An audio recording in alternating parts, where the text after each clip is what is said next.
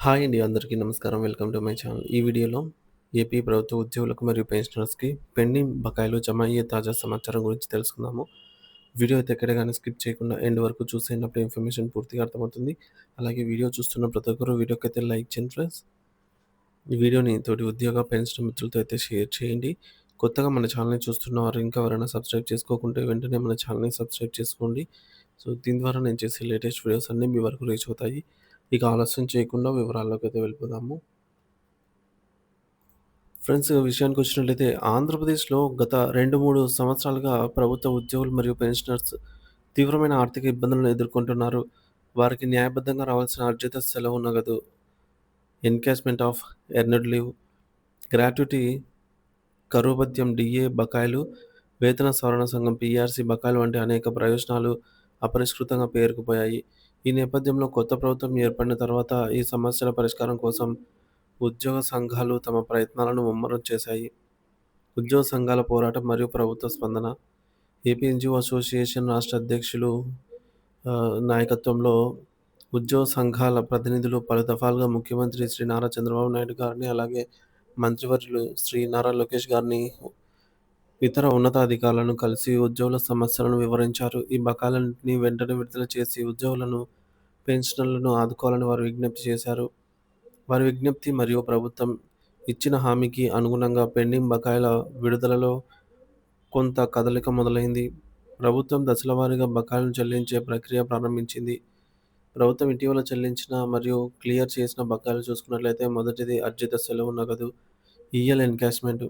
ప్రభుత్వం మొదటగా 2023వ సంవత్సరంలో పదవీ విరమణ చేసిన వారికి అర్జిత సెలవు నగదును వారి బ్యాంకు ఖాతాలో జమ చేయడం ప్రారంభించింది. 2023లో ఉద్యోగుల పదవీ విరమణ వయస్సు 62 ఏళ్లకు పెంచిన కారణంగా సాధారణ పదవీ విరమణలు తక్కువగా ఉన్నాయి. అయితే ఆ సంవత్సరంలో స్వచ్ఛందంగా పదవీ విరమణ తీసుకున్నవారు, వీఆర్ఎస్ తీసుకున్నవారు, వారికి ముఖ్యంగా పోలీస్ శాఖలో అధిక సంఖ్యలో ఉన్నారు. వారికి ప్రస్తుతం వీఆర్ఎస్ తీసుకున్న వారందరికీ ఈ యొక్క ఎన్‌కాష్‌మెంట్ మొత్తాలు జమ అవుతున్నాయి. ఇకపోతే జీపీఎఫ్ మరియు ఏపీజీఎల్ఐ. గత 2 సంవత్సరాలుగా నిలిచిపోయిన జీపీఎఫ్, ఏపీజీఎల్ఐ రుణాలు మరియు తుది చెల్లింపులకు సంబంధించిన బకాయిలను ప్రభుత్వం పూర్తిగా క్లియర్ చేసింది. గత ఏప్రిల్ నెల నుంచి ప్రతి నెల జీపీఎఫ్, ఏపీజీఎల్ఐ చెల్లింపులు సకాలంలో జరుగుతున్నాయి. ప్రస్తుతం ఈ ఖాతాలకు సంబంధించి ఎలాంటి బకాయిలు పెండింగ్‌లో అయితే లేవు. ఇక సిపిఎస్ ఉద్యోగుల విషయానికి వచ్చినట్లయితే సిపిఎస్ ఉద్యోగుల బకాయిలు. సిపిఎస్ ఉద్యోగులకు సంబంధించి ప్రభుత్వం తన వాటాగా చెల్లించాల్సిన 18 నెలల కాంట్రిబ్యూషన్ మొత్తాన్ని వారి బ్యాంకు ఖాతాలో జమ చేసింది. ఇది సిపిఎస్ ఉద్యోగులకు అతిపెద్ద ఊరట. ఇంకా పరిష్కారం కావాల్సిన ప్రధాన సమస్యలు చూసుకున్నట్లయితే ప్రభుత్వం కొన్ని బకాయిలను క్లియర్ చేసినప్పటికీ ఉద్యోగులు మరియు పెన్షనర్లకు సంబంధించి ఇంకా అనేక కీలకమైన బకాయిలు పెండింగ్‌లోనే ఉన్నాయి. 2024 పదవీ విరమణ చేసిన వారి బకాయిలు చూసుకున్నట్లయితే 2024 జనవరి నుంచి పదవీ విరమణ చేసిన ఉద్యోగులకు అర్జిత సెలవు నగదు, ఈఎల్ ఎన్‌కాష్‌మెంట్ మరియు గ్రాట్యుటీ ఇంకా విడుదల కాలేదు. 2023 బకాయిలు పూర్తి చేశాక అదే క్రమంలో 2024లో వారికి కూడా చెల్లిస్తారని ఉద్యోగ వర్గాలు ఆశిస్తున్నాయి. గ్రాట్యుటీ బకాయిలు. పదవీ విరమణ చేసిన అనేక మందికి గ్రాట్యుటీ చెల్లింపులు సంవత్సరంగా నిలిచిపోయాయి. దీనిని కూడా వెంటనే విడుదల చేయాలి. డీఏ బకాయిలు. 2018 నుంచి చెల్లించాల్సిన పాత డీఏ బకాయిలతో పాటు కొత్తగా విడుదల చేయాల్సిన 4 డీఏలు కూడా పెండింగ్‌లో ఉన్నాయి. పీఆర్సీ బకాయిలు. గత పీఆర్సీకి సంబంధించి బకాయిలు ఇంకా పూర్తిగా చెల్లించలేదు. అదేవిధంగా కొత్త పీఆర్సీ కమిషన్‌ను వెంటనే నియమించి మధ్యంతర భృతి ఐఆర్ ప్రకటించాలన్నది ఉద్యోగుల ప్రధాన డిమాండ్. సరెండర్ లీవ్ వ్యత్యాసం, సరెండర్ లీవ్ డిఫరెన్స్.